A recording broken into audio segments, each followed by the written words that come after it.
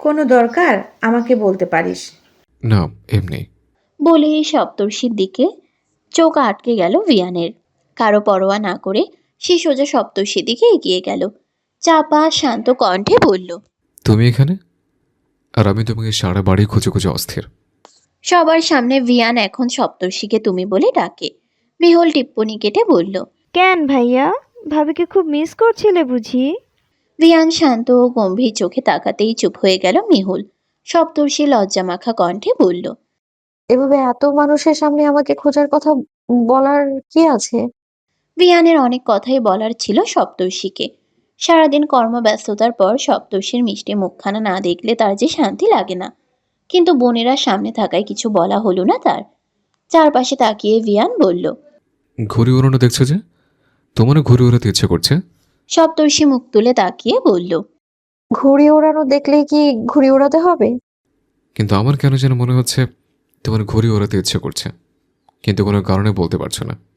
সপ্তর্ষি অবাক দৃষ্টিতে ভিয়ানের দিকে তাকালো। মানুষটা তার মনের কথা এতটা নিখুঁতভাবে কি করে বুঝতে পারে? খোলা বইয়ের মতো তাকে পড়ে নিতে পারে কিভাবে? কি হলো, কথা বলছো না যে? সপ্তর্ষি চমকে উঠে বলল। হ্যাঁ। ভিয়ান সপ্তর্ষির হাত ধরে বলল, যেটা করতে ইচ্ছে করছে সেটা মুখ ফুটে বলে ফেলবে। এটা পরের বাড়ি নয়, তোমার নিজের বাবার বাড়ি। বলেই সপ্তর্ষিকে সামনে এগিয়ে নিয়ে চলল ভিয়ান। ছেলেদের দল থেকে কিছুটা দূরত্ব বজায় রেখে একটা ঘুড়ি ও নাটা এনে সপ্তর্ষির হাতে দিল ভিয়ান। ছেলেরা ঘুড়ি ওড়ানো বাদ দিয়ে অবাক চোখে দেখল তাদেরকে। ভিয়ানকে এভাবে এই অবস্থায় তারা কখনোই দেখেনি। তবে সবাই হাততালি দিয়ে ভিয়ানকে উৎসাহ জানালো। সপ্তর্ষি লজ্জা মাখা মুখে অপ্রস্তুত ভঙ্গিতে বলল, কি করছো ভিয়ান? সবাই আমাদের দিকে তাকিয়ে আছে। ভিয়ান ডোন্ট কেয়ার ভাব নিয়ে সপ্তর্ষির থেকে ঘুড়ি নিয়ে ঘুড়িতে সুতা বাঁধতে বাঁধতে বলল। যে যা ইচ্ছে দেখুক, যা ইচ্ছে ভাবুক, তাতে আমাদেরকে। তারপর ঘুড়ি সপ্তর্ষির হাতে দিয়ে বলল, আজ তুমি মনের ইচ্ছে মতো নিজের শখ পূরণ করবে, কোনো দ্বিধা দ্বন্দ্ব রাখবে না। হঠাৎ পাশ থেকে রাফসান ভিয়ানকে উদ্দেশ্য করে বলে উঠল, স্যার, আজকে আপনিও আমাদের সাথে ঘুড়ি ওড়ান। ভয়ে কখনো বলতে পারিনি, কিন্তু আপনি সাথে থাকলে আমাদের খুব ভালো লাগবে। প্লিজ স্যার, না করবেন না। পাশ থেকে বাকি সকলেও হৈ হৈ করে রাফসানের কথাই সম্মতি জানালো। ভিয়ান আর না করতে পারল না। গম্ভীর চেহারায় এক টুকরো সজীব হাসি খেলে গেল। তাতে উৎসাহিত হয়ে রুদ্র বলে উঠল, আজকে তাহলে মেয়েদের সাথে আমাদের ছেলেদের একটা কম্পিটিশন হয়ে যাক, দেখা যাক কারা সবচেয়ে ভালো ঘুড়ি উড়াতে পারে, কে কাদের ঘুড়ি সবচেয়ে বেশি কাটতে পারে। মেয়েরা মহা উল্লাসে বলে উঠল। এভাবে হাসি, আনন্দ ও প্রতিযোগিতার মাধ্যমে সময়গুলো চলে যেতে লাগলো। ঘুড়ি ওড়ানোর ফাঁকে ফাঁকে ভিয়ান ও সপ্তর্ষির খুনসুটি, কায়ানো জারার ঝগড়া, মেহুল ও রাফসানের বোঝাপড়া, জেসিকা ও রুদ্রর কাছাকাছি আসাও হলো। পূর্ণিমার জ্যোৎস্না শোভিত স্নিগ্ধ এক রূপালী রাত। হিমেল হাওয়া বইছে উত্তর দিক থেকে। শীতের আগমনী বার্তা প্রকৃতি জুড়ে ছড়িয়ে পড়েছে নিঃসংকোচে। সেই সময়ে আরশিনগরের রায়দিঘির পাড় দিয়ে নিঃশব্দে হেঁটে চলেছে দুজন মানব মানবী। পূর্ণিমার শুভ্র আলোয় আলোকিত চারদিক, তাই পথ চলতে খুব একটা অসুবিধা হচ্ছে না তাদের। এত রাতে কাউকে কিছু না বলে আমায় নিয়ে এখানে চলে এলে, কেউ আমাদের খোঁজ করলে তখন কি হবে? সপ্তর্ষির কথায় হাসল ভিয়ান। নিশ্চিন্ত ভঙ্গিতে বলল, তুই চিন্তা মুক্ত থাকতে পারিস, সব ব্যবস্থা করে আমি এসেছি। আমরা কোথায় যাচ্ছি? মায়া নদীতে। মায়া নদী? ওয়াও! আরশিনগরের বিখ্যাত নদী। শুধু আরশিনগর নয়, কয়েকটা গ্রাম জুড়ে প্রবাহিত হয়েছে দীর্ঘকায় নদী। কিন্তু যেদিন থেকে তোর চোখ ওই নদীতে পড়েছে, সেদিন থেকে ওই নদীর নাম আমি দিয়েছি মায়া নদী। সপ্তর্ষি নিঃশব্দে হাসল। মানুষটার পাগলামি আর এই ধরনের কথাবার্তা তার ভীষণ ভালো লাগে, কিন্তু কখনো মুখ ফুটে বলা হয়নি। কথা বলতে বলতে একটা পর্যায়ে নদীর পাড়ে এসে দাঁড়ালো দুজন। নদীর সুমধুর কলতানে মুখরিত চারপাশ। চাঁদের রূপলি আলোয় নদীর স্বচ্ছ পানি চিকচিক করছে। নদীর বুক জুড়ে চাঁদের প্রতিচ্ছবি ঢেউয়ের টানে টানে বারবার এলোমেলো হয়ে যাচ্ছে। তীব্র বাতাস সপ্তর্ষি ও ভিয়ানের শরীর জুড়ে অদ্ভুত শীতলতা বইয়ে দিচ্ছে। ভিয়ানের লাল শার্ট আর সপ্তর্ষির লাল শাড়ির আঁচল বাতাসের তালে তালে দুলে উঠছে বারংবার। ভিয়ানের ঘন কালো চুল কপালে আছড়ে পড়ছে। সপ্তর্ষির খোলা ও লম্বা চুল বারবার বাড়ি খাচ্ছে ভিয়ানের চোখে মুখে। ভিয়ান সপ্তর্ষির হাত শক্ত করে ধরে আরও খানিকটা এগিয়ে গেল। তারপর ঘাটে রাখা নৌকার বাঁধন খুলে দিল। নিজে আগে নৌকাতে উঠে পরবর্তীতে হাত বাড়িয়ে দিল সপ্তর্ষির দিকে। সপ্তর্ষির সাবধানী পদক্ষেপে নৌকায় উঠে দাঁড়ালো। ভিয়ান বইটা হাতে দক্ষভাবে নৌকা ছেড়ে দিল। মাঝ নদীতে নৌকা ঢেউয়ের তালে তালে বারংবার দুলে উঠছে। সপ্তর্ষি ও ভিয়ান নৌকার একেবারে দুই পাশে দুদিকে অবস্থান করছে। সপ্তর্ষি চোখ বন্ধ করে দুহাত দুদিকে ছড়িয়ে প্রাণ ভরে তাজা অক্সিজেন শোষণ করে নিচ্ছে। তার এলোমেলো চুল বারবার চোখে মুখে তীব্রভাবে আশ্রে পড়লেও তার যেন কোনো যায় আসছে না।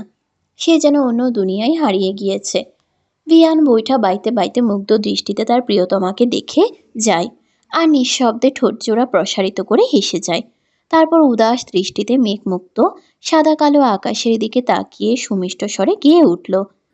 তারে ধরি ধরি মনে করি ধরতে গেলেও আর পেলাম না, দেখেছি রূপসাগরে মনের মানুষ কাছে শোনা, দেখেছি রূপসাগরে মনের মানুষ কাছে শোনা, বহুদিন ভাবতারঙ্গে ভেসেছি কতই রঙ্গে, বহুদিন ভাবতারঙ্গে ভেসেছি কতই রঙ্গে, সুজনের সঙ্গে হবে দেখা শোনা, তারে আমার আমার মনে করি আমার হয়ে আর হইল না,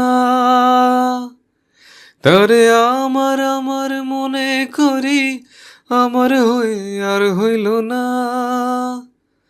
দেখেছি রূপসাগরে মনের মানুষ কাছে শোনা, দেখেছি রূপসাগরে মনের মানুষ কাছে শোনা।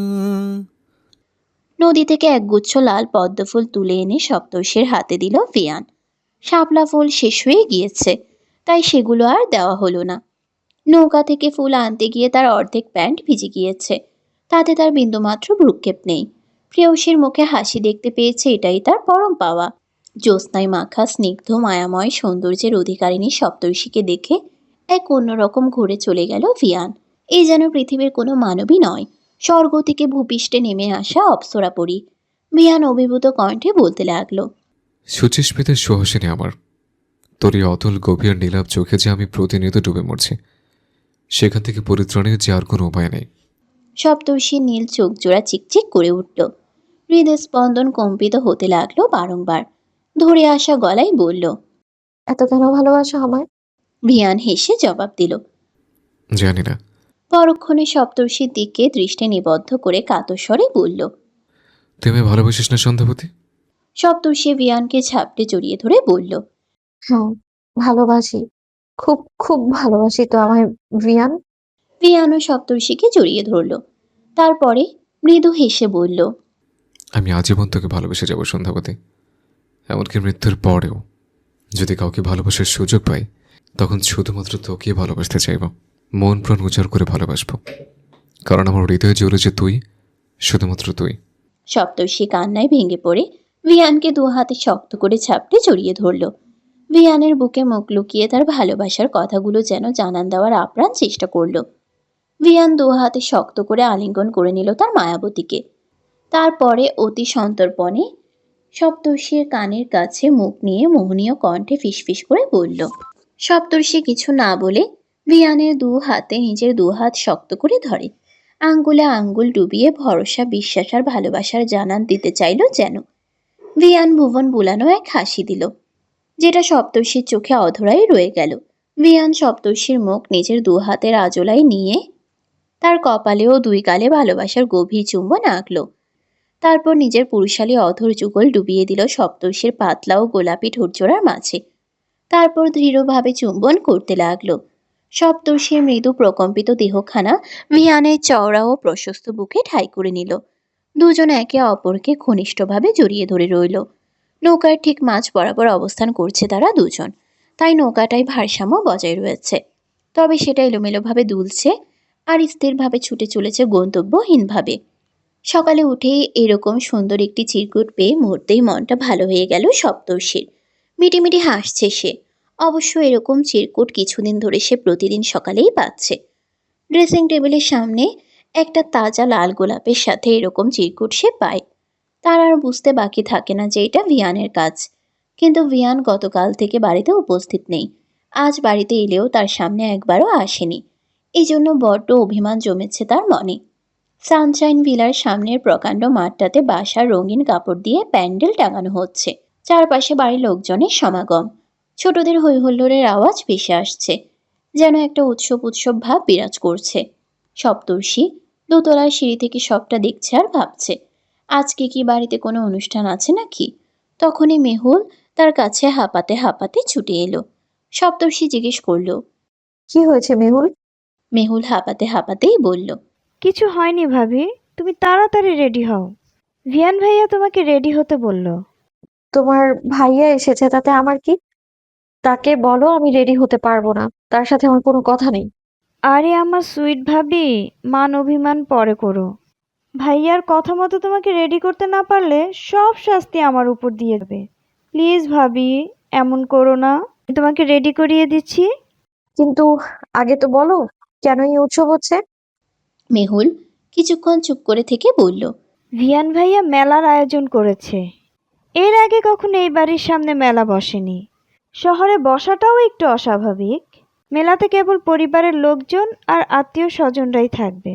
আমাদের পরিবারের নিজস্ব মেলা বলতে পারো। বলেই সপ্তর্ষিকে টানতে টানতে তার রুমে নিয়ে গেল মেহুল। আর সপ্তর্ষি অবাক হয়ে ভাবতে লাগলো, সেদিন মেলা থেকে আসার পরে ভিয়ান বলেছিল সে সপ্তর্ষিকে আবার মেলায় নিয়ে যাবে। সেখানে তার কোনো বাধা সংকোচ থাকবে না। তাহলে কি শুধু তার জন্যই এই বিশাল আয়োজন করেছে সে? মনে মনে নিজেকে ভিয়ানের জন্য খুব স্পেশাল অনুভূত হতে লাগলো সপ্তর্ষির। একটা প্রশান্তিময় অকৃত্রিম সুখ ছেয়ে গেল তার মনে। আয়নায় নিজেকে খুঁটিয়ে খুঁটিয়ে দেখতে লাগলো সপ্তর্ষি। মেরুন রঙের কাতান শাড়ি, তার সাথে ম্যাচিং অর্নামেন্টস, চুলগুলো খুব সুন্দর করে সেট করে খেজুর বেনি করা, বেনির মাঝে তাজা বেলি ফুলের গাছটা লাগানো, ভারী প্রসাধনী এবং চোখে গাঢ় কাজল টানা।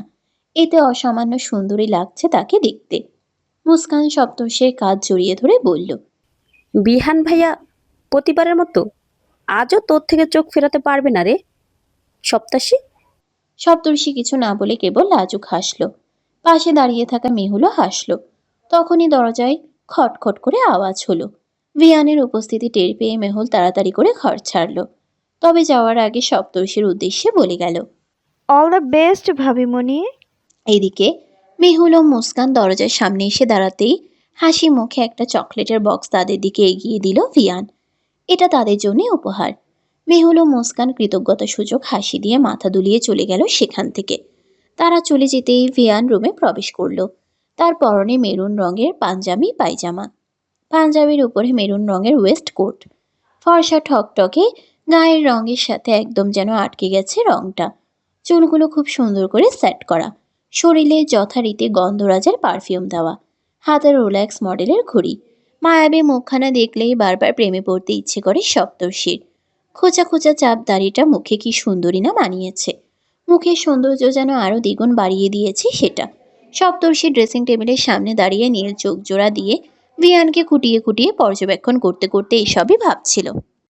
পেছন থেকে সপ্তর্ষিকে জড়িয়ে ধরে ভিয়ান সপ্তর্ষির শরীরের ঘ্রাণ নিতে নিতে বলল, অসম্ভব সুন্দর লাগছে তোকে সন্ধ্যাপতি, যেন জান্নাতের হুর পড়ে। সপ্তর্ষি ড্রেসিং টেবিলের সামনে দৃষ্টি নিবদ্ধ রেখেই মোলায়েম কণ্ঠে বলল, জান্নাতে গেলে কাকে নেবে, আমাকে নাকি হুড়পড়িকে? অবশ্যই তোকে। আমার বউয়ের সৌন্দর্যের সামনে হুর পড়েও ফেল। ভিয়ানের কথায় হেসে ফেলল সপ্তর্ষি। পরক্ষণেই বিগত একদিনের বিচ্ছেদ মনে হতেই সপ্তর্ষির মনখানা অভিমানে ভারাক্রান্ত হয়ে গেল। সে ভিয়ানকে ছাড়িয়ে নিয়ে জানালার পাশে এসে দাঁড়ালো। ভিয়ান কিছুটা অবাক হয়ে তারপর জানালার পাশে গিয়ে সপ্তর্ষির শরীর ঘেঁষে দাঁড়ালো।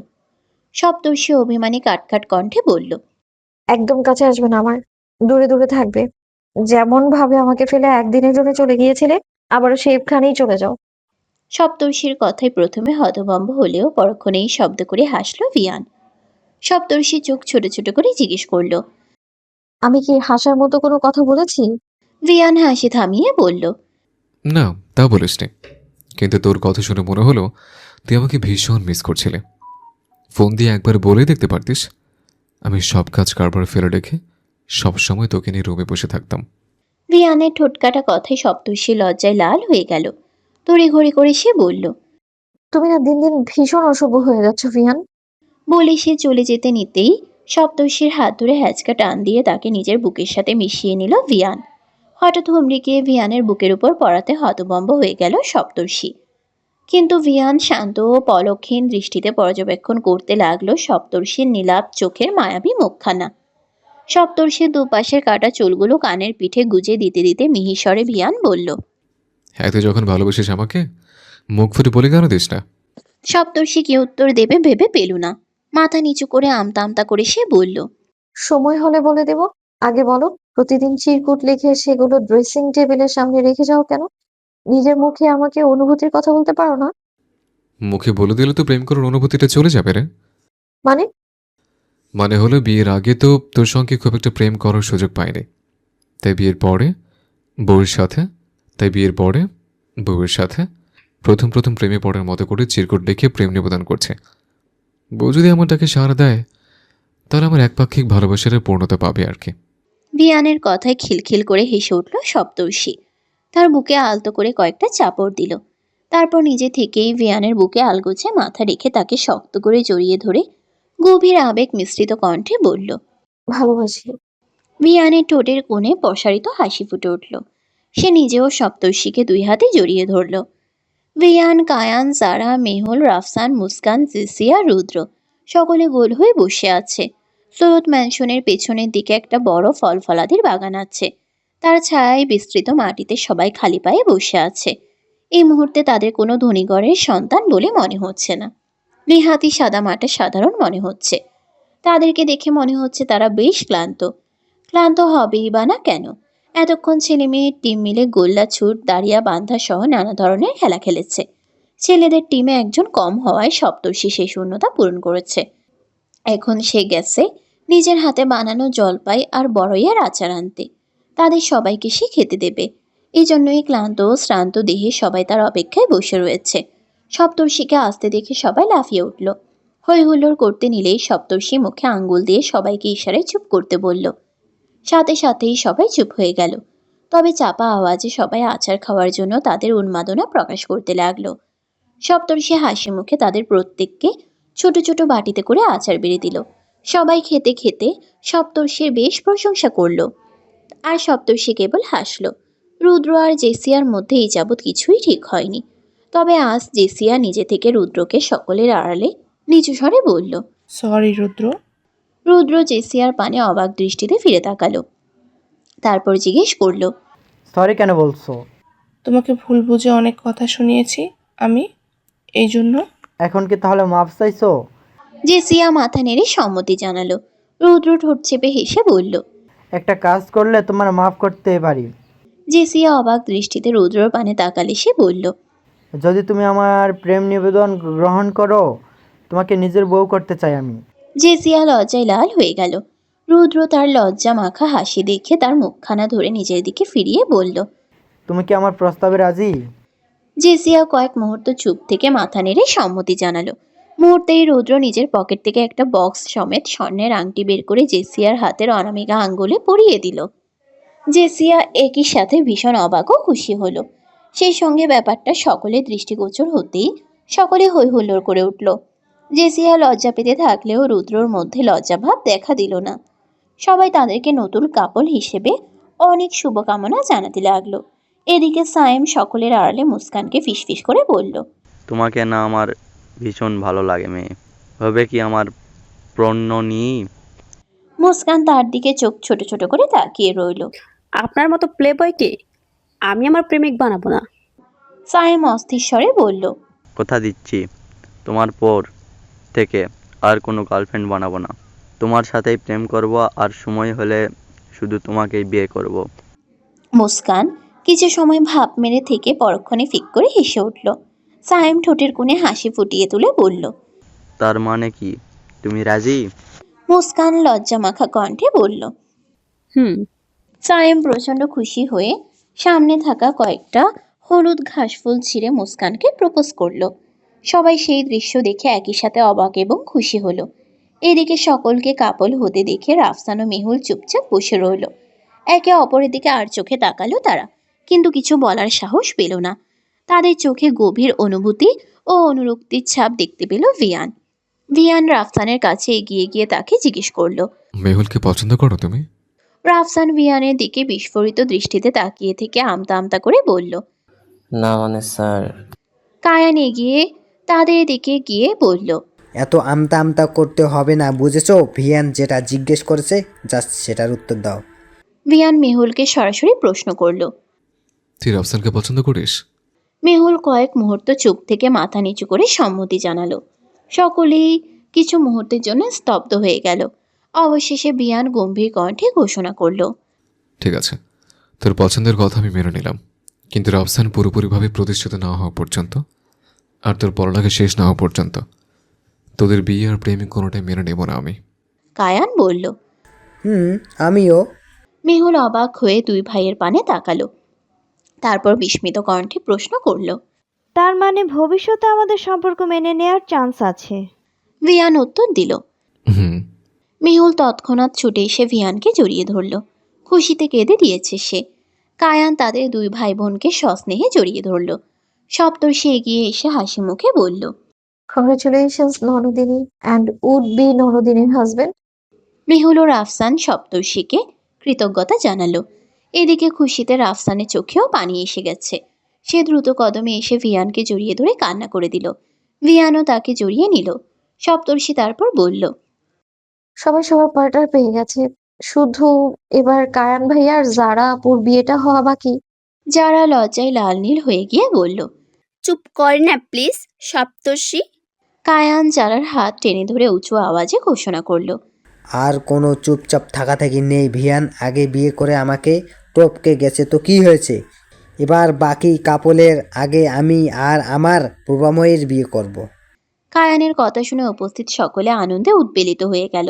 আর যারা লজ্জায় আরো লাল হয়ে গেল। সিঁদুর রাঙা শাড়ি পরে, হাতে লাল রেশমি চুড়ি পরে, কপালে ছোট্ট লাল টিপ পরে, পায়ে লাল আলতা দিয়ে, পিঠ ছড়ানো লম্বা ঘন সোনালি খোলা চুল এবং কানের পিঠে ঝুমকো জবা ফুল গুজে সিমেন্ট দিয়ে বাঁধানো আলিশান পুকুর ঘাটে পা ঠেকিয়ে বসে রয়েছে সপ্তর্ষি। তার থেকে কয়েক হাত নিচেই স্বচ্ছ বর্ণহীন জলরাশি বাতাসের তালে তালে ঢেউয়ের বুনিয়াদ তৈরি করে যাচ্ছে। মধ্যাহ্নের সূর্যের উষ্ণ কিরণ জলরাশিতে পড়ে চিকচিক করছে। তবুও শীতের আবাহনের কারণে মন জুড়ানো হালকা শীতল বাতাস ছেয়ে আছে চারিদিকে। পুকুরের চারপাশে আবার অসংখ্য গাছগাছালি, ফলের গাছ দিয়ে বেশিরভাগ ভরা। কতগুলো নাম না জানা ফুলের গাছও আছে। সেগুলোর মিষ্টি সুঘ্রাণে মম করছে চারপাশ। সানশাইন ভিলার মহিলাদের মধ্যে শখের বশে তৈরি এই পুকুর ঘাট। সানশাইন ভিলার মহিলাদের জন্য শখের বশে তৈরি এই পুকুর ঘাট। বাড়ির একেবারে ভেতরের দিকে এটা উপস্থিত। তবে এই মধ্য দুপুরের সময় এখানে কেউ আসে না। সবাই গোসল সেরে খাওয়া দাওয়া করে এখন ঘুমোচ্ছে। সপ্তর্ষি এই সুযোগটাকে কাজে লাগিয়ে পা টিপে টিপে পুকুর ঘাটে চলে আসে প্রতিদিন, যাতে কেউ টের না পায়। এই সময়টা একান্তই তার। নিজের হাতে রং বেরঙের অসংখ্য কাগজের নৌকা তৈরি করলো সপ্তর্ষি। গভীর ভালোবাসা ও ইচ্ছের কথা জানিয়ে কয়েকটা নৌকা ভাসিয়ে দিল পুকুরে। তখনই পেছনে কারোর উপস্থিতি টের পেল সে। পায়ের শব্দগুলো একদম তার পেছনে এসে থেমেছে। সপ্তর্ষির নিঃশ্বাস রুদ্ধ হয়ে গেল। চমকে পেছনে ফিরে তাকাতেই স্বস্তির নিঃশ্বাস ফেলল সে। কিন্তু এই সময়ে তো ভিয়ান বাহিরে থাকে। বাড়িতে থাকলে কাজ নিয়ে ব্যস্ত থাকে। তাহলে আজকে এখানে আসলো কি করে? হয়তো আমাকে খুব মনে পড়েছে ভাবতেই মুখ টিপে হাসল সপ্তর্ষি। ভিয়ান সপ্তর্ষির পাশে এসে আরাম করে বসে পড়ল। সপ্তর্ষিকে ভালোভাবে পর্যবেক্ষণ করে ভাসতে থাকা নৌকাগুলোর দিকে তাকিয়ে বলল। এই নির্জন পুকুর ঘাটে অবসরে পড়ে সেজেগুজে একা কি করছে? যদি কোনো দুষ্টু চিনে সে আমার পুরোটাকে নিয়ে যায়, তখন আমার অবস্থা কেমন হবে ভাবতে পারছো? ভিয়ান আবারও সপ্তর্ষিকে তুমি বলে ডাকা শুরু করেছে। ভিয়ানের কথায় সপ্তর্ষি ফিক করে হেসে ফেলল। তার হাসি যেন থামছেই না। খিলখিলিয়ে হাসতে হাসতে গড়াগড়ি খাওয়ার মতো অবস্থা। তার দেখা দেখি ভিয়ানও হাসল। সপ্তর্ষি হাসতে হাসতেই বলল। আর আমি চিন্তায় থাকি আমার এত সুন্দর জামাইটার দিকে কোনো পেত্নীরা না আবার নজর দিয়ে নিয়ে যায়। এই জন্যই তো প্রতিবার কাজে যাওয়ার আগে তোমাকে ভালো করে দোয়া দরুদ করে ফু দিয়ে দিই আমি। বাহ, আমাকে নিয়ে তাহলে তো অনেক চিন্তা আছে তোমার। চিন্তা তো থাকারই কথা, আমার একটা মাত্র জামাই বলে কথা। এরপর দুজন একসাথে পুকুরের উষ্ণ পানিতে পা ভেজাতে লাগলো। পা ছড়াছড়ি করে বাচ্চাদের মতো ঢেউয়ের তালে তাল দিতে থাকে। দুজনে মিলে বাকি কাগজের নৌকাগুলোকে তাদের অসংখ্য স্বপ্ন আর ইচ্ছের কথা জানিয়ে পানিতে ভাসিয়ে দিতে থাকলো। তাদের খুনসুটি আর হাসাহাসিতে যেন রিক্ত নির্জন দুপুরটা প্রাণবন্ত হয়ে ওঠে। ভিয়ান সপ্তর্ষির কাছ থেকে কিছুটা সরে গিয়ে উল্টো দিক ঘুরে বসলো। চোখের ইশারায় সপ্তর্ষিকে উল্টো দিক ঘুরে বসতে বলল। তারপর তার পিঠে পিঠ ঠেকিয়ে বসতে বলল। সপ্তর্ষিও তাই করল। দুজনের কেউই কোনো কথা বলল না। অদ্ভুত নীরবতার মাঝেও একটা সুখ সুখ অনুভূতি অনুভব করতে লাগলো দুজন। চারপাশের গাছপালা থেকে শুকনো পাতাগুলো ঝরে পড়ছে পুকুর ঘাটে। দু একটা নাম না জানা ফুলের পাপড়ি ঝরে পড়ছে তাদের উপর। ছোট ছোট দানাদার হলুদ ফুলগুলো চারপাশে সর্ষে দানার মতো ছড়িয়ে ছিটিয়ে পড়ছে। হঠাৎ সপ্তর্ষি উঠে গিয়ে ভিয়ানের উরুদয়ে শুয়ে পড়ল। ভিয়ান অবাক হলো না। সপ্তর্ষির মাথায় হাত বুলিয়ে দিতে লাগলো আর মুগ্ধ চোখে পর্যবেক্ষণ করতে লাগলো তার প্রেয়সীকে। সপ্তর্ষি বলতে লাগলো, অনেক কথা আছে যেগুলো তোমায় আমি বলতে চাই। সব কথা শুনবো। কথা শোনার জন্য সারাটা জীবন তো পড়েই রয়েছে। হাতে হাত রেখে পথ চলতে চলতে ধীরে ধীরে তোমার সব কথা শোনা হয়ে যাবে। তবুও দেখবে কথার ফুল ঝুরি ফুরাবে না। তোমাকে আমি কখনো হারিয়ে ফেলবো না তো ভিয়ান? ভিয়ান সপ্তর্ষির হাতটা শক্ত করে ধরে দৃঢ় গলায় আত্মপ্রত্যয়ের সাথে বলল, কখনো না সন্ধ্যাবতী। আর না আমি তোমাকে কোনোদিন হারাতে দেব না। আমাদের মাঝে নতুন অতিথি কবে আসবে ভিয়ান? সময় হলেই সে আসবে। সপ্তর্ষি আবেগী স্বরে বলল। ভালোবাসি তোমায় ভিয়ান। ভিয়ানও একই স্বরে বলল। অনেক ভালোবাসি সন্ধ্যাবতী। ভিয়ান সামনে ফিরে সপ্তর্ষির কপালে ভালোবাসার পরশ এঁকে দিল। সপ্তর্ষি ভিয়ানের সমস্ত মুখমণ্ডলে একের পর এক চুমু এঁকে দিতে লাগলো। ভিয়ানও তার সন্ধ্যাবতীর সমস্ত চেহারায় অজস্র চুমু এঁকে দিতে লাগলো। এরপর আচমকা সপ্তর্ষির ঠোঁটের পাশে নিজের ঠোঁটজোড়া ডুবিয়ে দিল সে। মুহূর্তেই দুজন দুজনকে উষ্ণ ও ঘনিষ্ঠ আলিঙ্গনে জড়িয়ে নিল। এভাবেই কেটে যেতে লাগলো তপ্ত দুপুরের শীতল ভালোবাসাময় মুহূর্তগুলো। দুদিন পর বেশ ঘটা করে জারার সাথে তার ভালোবাসার মানুষ কায়ানের বিয়ে হয়ে গেল। বসন্তের অনিন্দ সুন্দর এক বিকেল। আরশিনগরের খোলা প্রান্তরে সুবিশাল বাগানের মধ্যে একজোড়া কপত কপতি একান্তে সময় কাটাচ্ছে। চারপাশে ফুলে ফুলে ভরে গিয়েছে। স্নিগ্ধ দক্ষিণা বাতাস চারিদিকে। বাতাসের সাথে সাথে ফুলের সৌরভ ভেসে বেড়াচ্ছে চারপাশে। সামনে সামনে ছোট্ট একটি সরোবর। সেখানে অনেকগুলো পদ্মফুল ফুটে রয়েছে। উপরে দিগন্ত জোড়া নীল আকাশ। গাছের ডাল থেকে কোকিলের মধুর ধ্বনি ভেসে আসছে। নির্জনতার মাঝে এখানে যেন এক অনাবিল শান্তি বিরাজ করে সবসময়। এই জায়গাটা কায়ান বানিয়েছে একান্তই তার প্রেয়সীর জন্য। এখানে অন্য কারো প্রবেশ নিষিদ্ধ। নাম দিয়েছে স্বপ্নের ঠিকানা। শায়িত কায়ানের মেলে রাখা ডান হাতে মাথা রেখে শুয়ে আছে যারা। তার লম্বা খোলা চুলগুলো সবুজ ঘাসে ছড়িয়ে রয়েছে। দুজনের পরনে আকাশি রঙের পোশাক। কায়ান আকাশি রঙের পাঞ্জাবি পায়জামা আর যারা আকাশি রঙের শাড়ি পরেছে। দুজনের দৃষ্টি আকাশের দিকে স্থির। আকাশি রঙের আকাশের মাঝে সাদা বাদলগুলো উড়ে বেড়াচ্ছে। এই যেন এক স্বর্গীয় পরিবেশ। সেদিকে তাকিয়ে থাকতে থাকতে যারা গভীর আবেগী কণ্ঠে বলে উঠল, তুমি আমার জীবনে না এলে ভালোবাসা কি তা হয়তো কখনো বুঝতেই পারতাম না। তুমি আমাকে সত্যিকারের ভালোবাসা শিখিয়েছো কায়ান। এরপর কায়ানের দিকে তাকিয়ে একই কণ্ঠে বলতে লাগলো, পৃথিবীর সমস্ত সুখ ও শান্তি তোমার হয়ে যাক। আমার সমস্ত ভালোবাসা সুখ ও আবেগ তোমার জন্য উৎসর্গ হয়ে যাক। আমার জীবন শুধু এবং শুধুমাত্র তোমার জন্য। আল্লাহ তাআলাকে অসংখ্য অসংখ্য ধন্যবাদ তোমাকে আমার জীবন সঙ্গী হিসেবে প্রেরণ করার জন্য। কায়ান জারাকে নিজের বুকের সাথে গভীরভাবে মিশিয়ে নিল। চুমুতে চুমুতে সিক্ত করে দিল তার মিষ্টি চেহারা। তারপর আবেগঘন ও স্নিগ্ধ স্বরে বলতে লাগলো, তুমি আমার জীবনে না আসলে আমি হয়তো তোমার মতো করে কাউকে কখনো ভালোবাসতে পারতাম না। তুমি আমাকে ভালোবাসার নামক পবিত্র অনুভূতির সাথে পরিচয় করিয়ে দিয়েছো। আমার সমস্ত সুখ দুঃখ কষ্ট যন্ত্রণায় অর্ধেক অংশীদার তুমি। আমার জীবনসঙ্গীও একমাত্র অর্ধাঙ্গিনী তুমি। আমার সমস্ত সুখ আবেগ ও ভালোবাসা আজীবন শুধুমাত্র তোমার জন্য বরাদ্দ। তোমার সুখে দুঃখে আপদে বিপদে সবসময় তোমার সহস্ত্রী ও সহযোদ্ধা হব আমি। কথা দিলাম প্রেয়সী। আবার দুজনের মাঝে কিছুক্ষণ নীরবতা চলল। তবে নীরবতার মধ্যেও একটা অদ্ভুত সুখ ও শান্তি অনুভব করলো দুজন। হঠাৎ যারা কায়ানের মুখের দিকে তাকালো। কায়ানও জারার দিকে তাকালো। যারা শান্ত স্বরে বলল। কিন্তু আমরা এখনো পরিপূর্ণ হতে পারিনি। কায়ান ভ্রুকুচকে বলল। সেটা কিভাবে? যারা কায়ানের দিকে খানিকটা ঝুঁকে পড়ে আগ্রহ নিয়ে বলল। আমাদের জীবনে যে এখনো তৃতীয় ব্যক্তির আগমন ঘটেনি, আমাদের ছোট্ট সংসারে অতিথি যে এখনো আসেনি, আমাদের ভালোবাসার ফসল যে আমাদের মাঝে নেই। তুমি কি চাও তাকে পৃথিবীতে আনতে? আমি তোমার সাথে সাজানো গোছানো সুন্দর একটা ছোট্ট সংসার চাই। আমাদের এই ছোট্ট একটা সংসার হবে যেখানে তুমি, আমি আর আমাদের ছোট্ট সোনামণি থাকবে। আচ্ছা বাবা, ঠিক আছে। যারা উৎফুল্ল হয়ে বলল। তাহলে আমাদের সোনামণি কবে আসছে শুনি? আরও 2 বছর পরে। মানে? পূর্বময়ী, আমরা আমাদের পার্সোনাল মোমেন্টগুলো 2 বছরে এনজয় করে নেই। এরকম আমাদের মাঝে তৃতীয় সদস্য আনবো। তারপর একটু থেমে কায়ান গভীর স্বরে বলল।